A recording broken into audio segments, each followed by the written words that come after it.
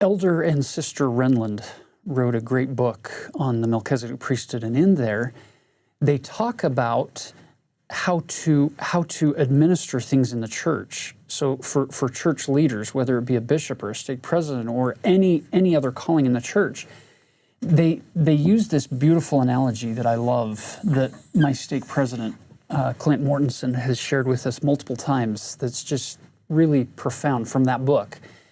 The Renlunds share this analogy of a playing boundary, whether you're talking about soccer or American football or basketball or volleyball, it doesn't matter. There are going to be boundaries. And so they list one of the boundaries as the scriptures. So you look for how to administer the meetings, the organization of the church. Look to the scriptures. An example, 3 Nephi 18, right here. There's a boundary there. It guides us.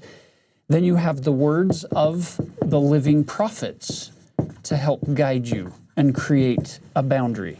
You have the handbooks of instruction, or in this case, it's the handbook of instruction today that we have. And then you have the direction of local file leaders that help govern the work. There you go. And then you have this big area that you can navigate with the help of the Holy Ghost. It's a really powerful model for us to understand today in the 21st century. This is easier than it is in 1831 when the church isn't even yet 1 year old.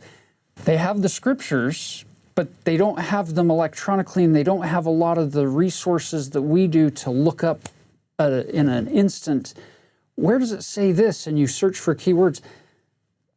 They've got it, but it's a little harder to access. They've got living prophets, but they have less access to that living prophet, depending on where he is.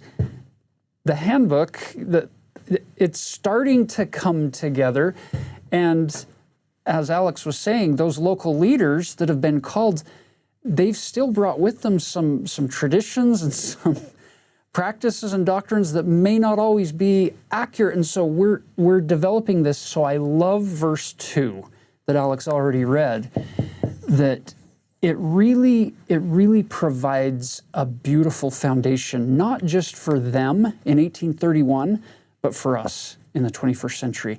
That regardless of whatever else has been written, it's given to you as a leader in the church to govern the meetings as the Spirit directs within a certain boundary or border of limitations. You've got a lot of room to navigate here.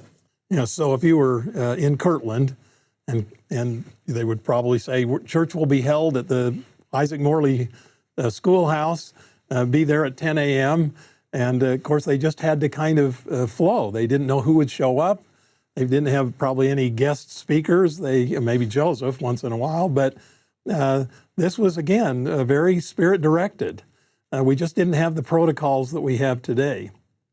So just be guided by the Spirit, you'll be fine. You'll be fine. Yeah.